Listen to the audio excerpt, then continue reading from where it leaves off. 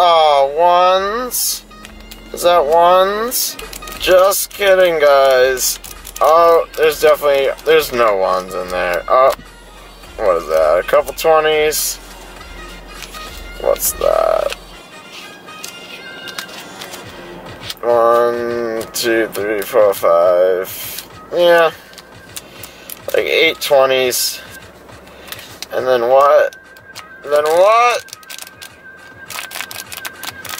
Sorry I haven't gone so long, guys. I've been working hard. Vlogging cost me money. So why was I gone for so long? That's why, baby. So, what do the trolls gotta say now? Trolly face.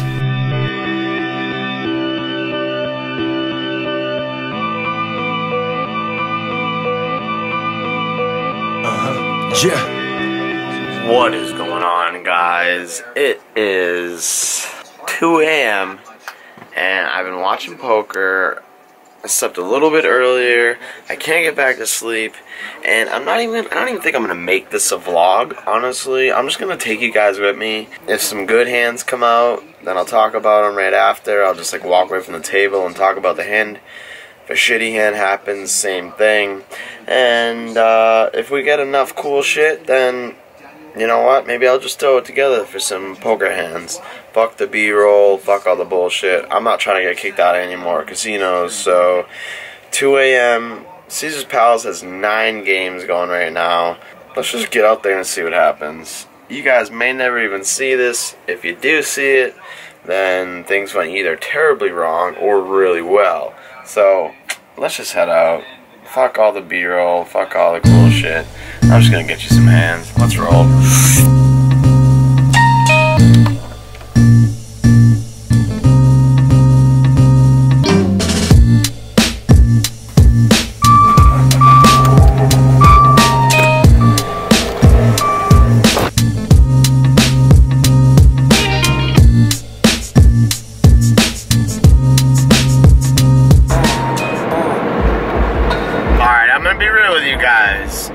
Why this might not be a vlog is because, honestly, when I go out without the cameras, my game is so much better. As a poker vlogger, there's a lot to worry about other than just the game of poker. Just for a quick example, what's your battery life like? What's your store's life like? Which camera are you going to use to do what? How are you going to put the story together? How do you remember exactly every single bet without recording it or writing it down, which causes you to miss other hands and other action? I mean, I could go on and on and on. The editing is a complete joke. You know, like, what makes these videos amazing are the editors. But I think all of us poker vloggers wish we had editors. The reality is I do amazing when I put the cameras down and get away from all that mentality of the vlog. Although you guys may think the only time I do play poker is when I vlog it, that is definitely not true. So keep that in mind, and also keep in mind how hard it is to capture all the hands, to line up all that stuff, to re-explain everything. You know, it's easy to make a great music video, but there's a lot of work when it comes down to replaying hands, emotions, things like that. So when your mind is wrapped up in all of that and poker at the same time, it's a brutal combination. And your poker game can suffer because of it. So as much as, like, every time I go out and play poker, I want to bring my camera and vlog it because that'll give me footage for you guys, right? I don't want to always do it, and I don't always do it. In situations like this, I'm trying something new. I want to at least speak out about it for all the poker vloggers out there who are grinding it out and getting videos out fast as possible. It's amazing. Shout out to you guys. like I said, this might not even turn into a vlog, but my goal is to immediately walk away from the table after, you know, maybe every 30 minutes, so I can completely go over the hands straight out of memory and freshly. So keep that in mind as we progress to this night. And there's like 6 or 7 games at 2:09 right now in the morning at Caesars. So for the people who like the background story and stuff like that, I'm sorry. That's my favorite part, honestly. But I'm just experimenting. I'm trying some new things. I'm trying to find a way to make this a little easier on myself. You know, again, shout out to all the players, all the vloggers who carry their camera around, constantly making sure that they have space, battery, and they're catching the right hands that they get to talk about later on, which is a lot harder than you would ever imagine. So, on that note, I'm pulling on to 15 self. If I can't sleep, poker's on my mind, screw it, I'm out of here. So let's get there, and I'm just gonna give this a shot.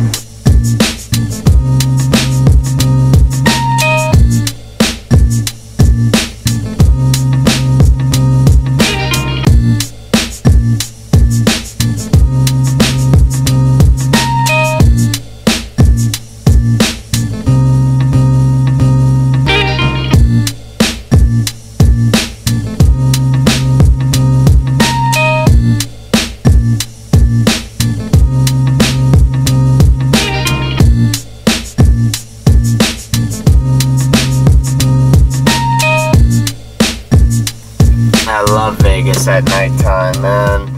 It's so clear. The highways are just like, boom, you get here in like 10 minutes. I don't care where you live. It's great. Another amazing thing about coming out this late is that you're picking up all the drunk tourists, man. So there's people just ready to come out of the clubs, spill $500 in like 10, 20 minutes, and then just go home. It's great. So keep that in mind when you see poker players head out at strange hours like this.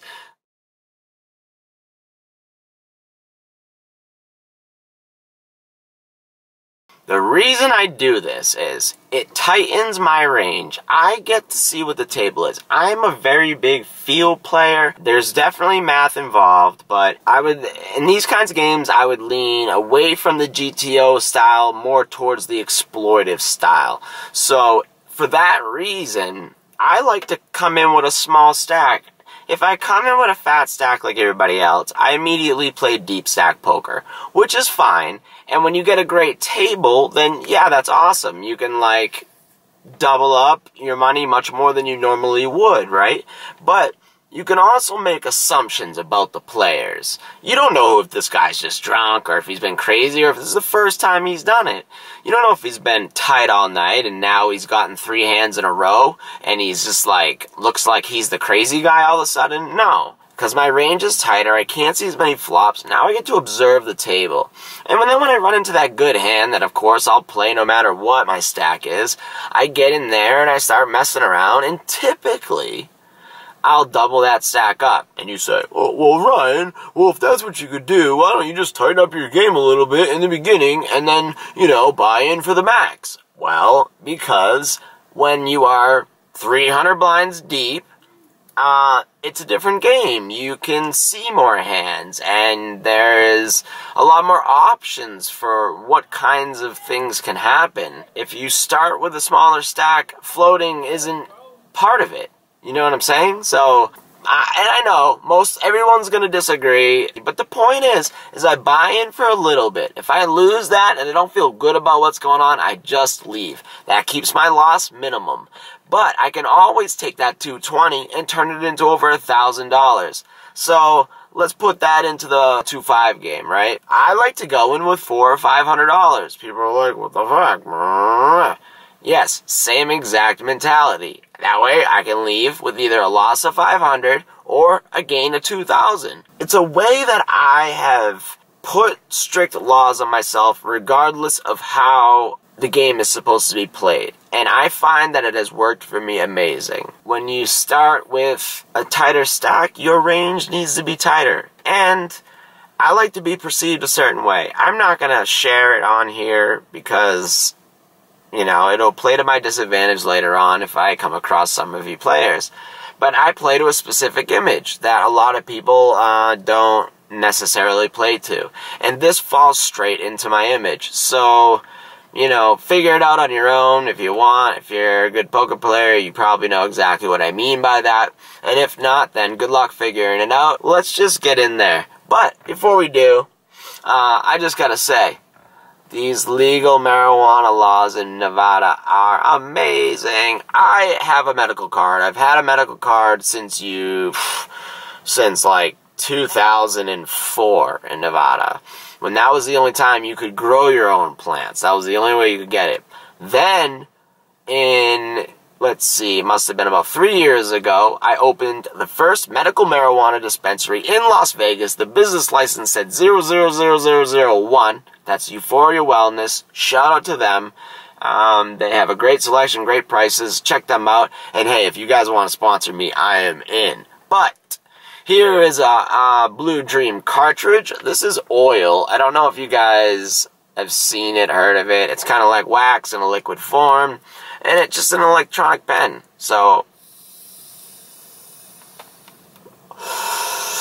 I heat it up by hitting up the power, and I get a good hit of like 92% THC marijuana concentrate. So, do I smoke prior to my sessions? You better damn well believe it, ladies and gentlemen. Do I smoke halfway through my session? Yes, I do. Do I smoke on my way home? No DUIs here. I smoke when I get home, because I'm trying to avoid those DUIs. So, yes. And it's legal. I think to myself, oh my God, my baby mama's going to see this and she's going to bring me to court and I'm going to be screwed. Guess what? It's legal, baby mama. Alright, guys, let's get in there. A couple more puffs of this. Off camera, we'll jump in there.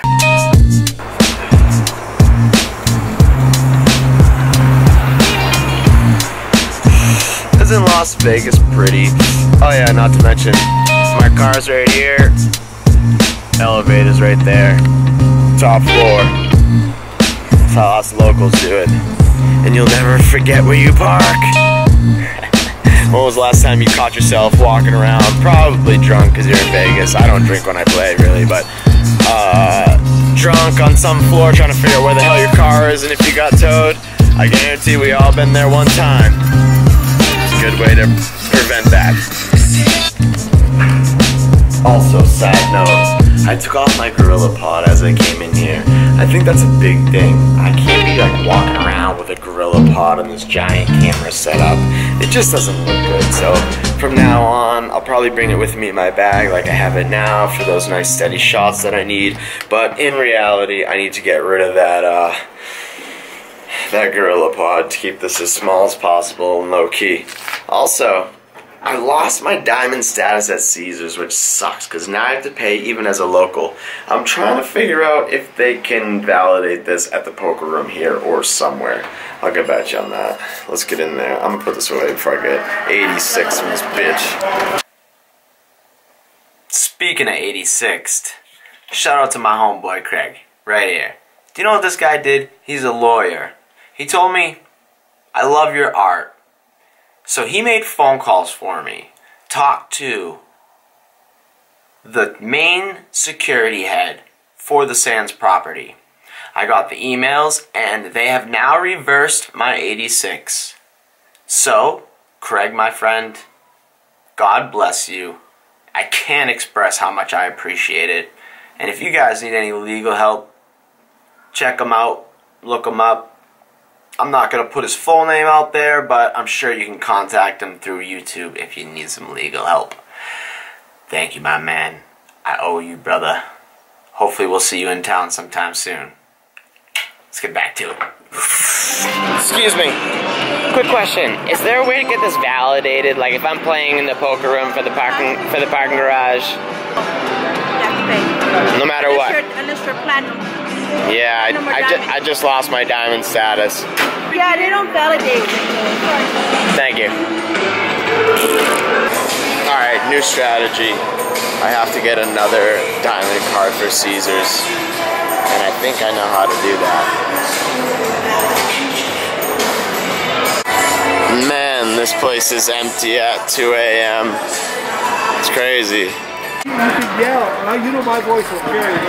Worst thing ever. I sit down, they let me choose my table. I sit down at a table that has like 7,000 on it. I sit down, they start talking about my hoodie. 4 of them pack up, the whole game breaks. I move to a different table. First hand I get, 10-4 in the big blind. There was 4 limps. Flop comes 10-6 hearts, 4. I lead 8. One guy calls, the other 2 fold. Turn is an ace of clubs, so now I check, hoping I'll induce. He bets 12, I raise to 35, and he only has 55 left, so he jams, I call, we hold up.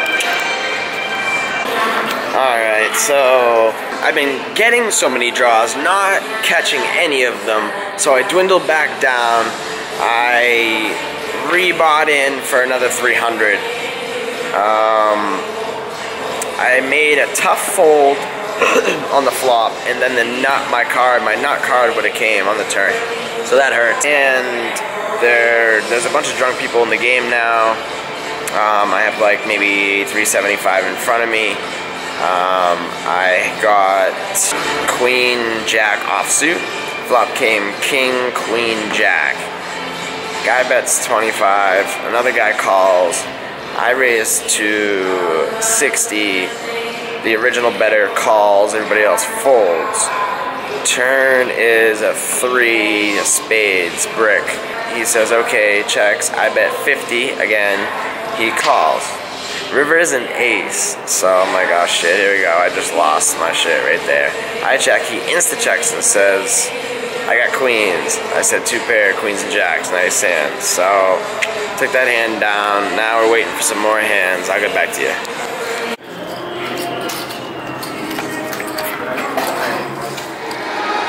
Okay, now that's what I'm talking about. I was in for 600. Right now, my stack is at 6, 7, about 800. I'm literally coming back to you 3 hands later after my last check-in. I had King 10. I limped from under the gun +2. There was 5, 6 limpers, and then a guy raised to 14. Every limper called, so it was like 7 waves of the flop. Flop came King, King, 9, rainbow. I check, other guy checks, just one of the limpers, cold bets, 25. I get another call of 25. So I call 25, everybody else folds. Now there's 3 of us. The turn is a queen of spades. It was still a complete rainbow. I check again. Other guy checks the same razor as the flop razor. Makes it 25 or 30. The other guy calls. I raise to 90. The other raiser calls. He shrugs, calls, and other dude folds. And the river comes a 10. So we fill up. I sit there and think about it for a long time. Finally decide on a bet of 135. And he snap calls. And he says that the river saved me. So King Jack, Ace King. King Jack's probably the hand I think he would have, but I think I could have got all of his money.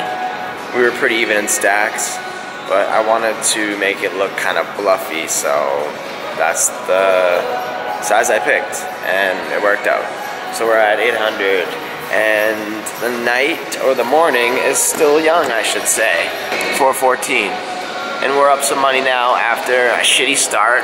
But I have this table pretty much locked in at this point. I'm gonna continue what I do best and crush it. Not worry about the camera, just come back when I get some good hands, tell you guys about them. and keep it going from there. Catch you on the next one. Just lost a monster pot. I had about $700 in front of me.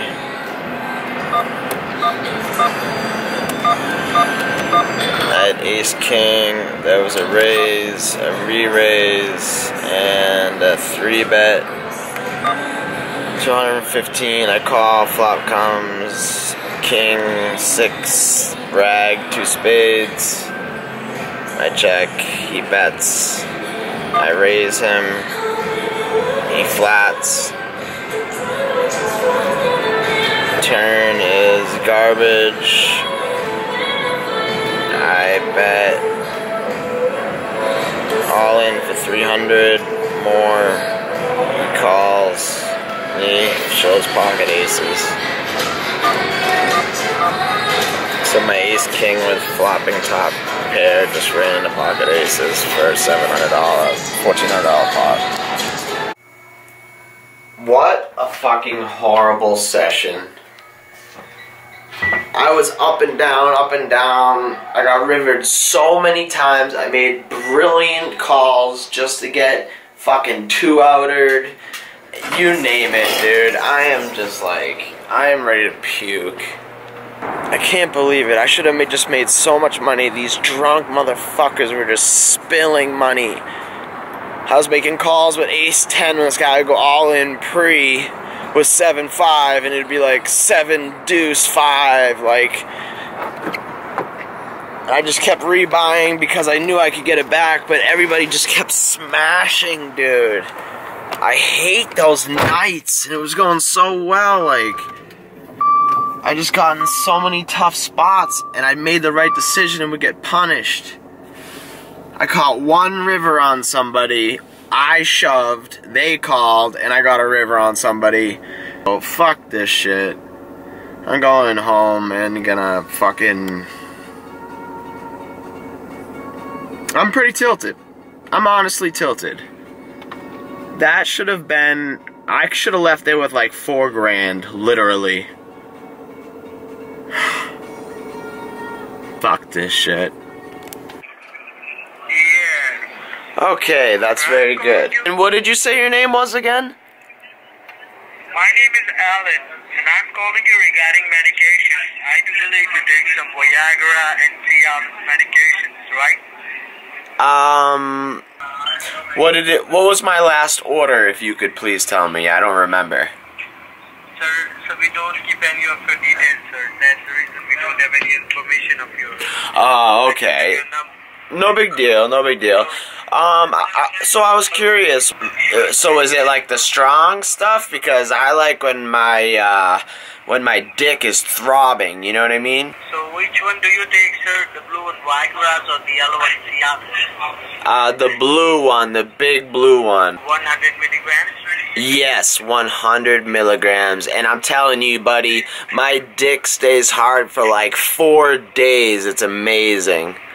What am I supposed to do, though? Like, sometimes it stays hard for like 9 hours, and I have to walk. Like, I went to the grocery store yesterday, and I had this biggest boner, and I had to walk around all, like, for 2 hours trying to pick out the things I needed to eat, and my dick kept hitting stuff off the shelves into the shopping cart, and I ended up paying an extra $300 because I didn't realize that my dick was hitting everything and knocking it in the shopping cart.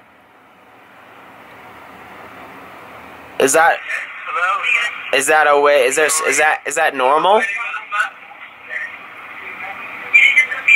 you just repeat that again, sir? Yeah, I was saying...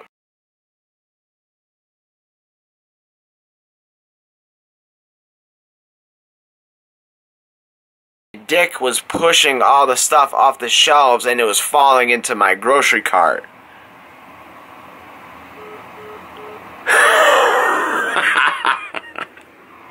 Okay, the goal is to always keep them on the phone as long as humanly possible, right? I've called a lawyer for harassment. Every time I ask them to talk to the manager, they go, yes, I am the manager. And then I say, you know what, can you please do me a favor? I've never purchased anything. I'm only 22 years old. I don't take any medications, never mind Viagra and stuff like that, and they say, don't worry about it, sir, we'll take you off the list, you'll never get a phone call again. And then they call me the next day. 4, sometimes 6 times a day from a different phone number. They give 702 every area code, every place in the world, 800 numbers. I called a lawyer, tried to track them. They couldn't even do it.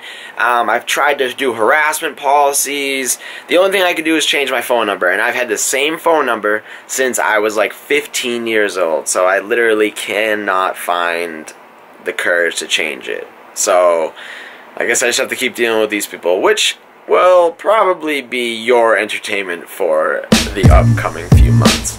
And don't think that I'm like some asshole, like, oh, he's torturing these poor guys. These are scam artists who try to manipulate people and take their money and screw them over. So I was always nice to them at first. Just please guys, just leave me alone. It doesn't matter what you say to them, they will always call you 3 times a day. So you might as well have fun with it, and you guys will get to enjoy it. So stick around for the next one.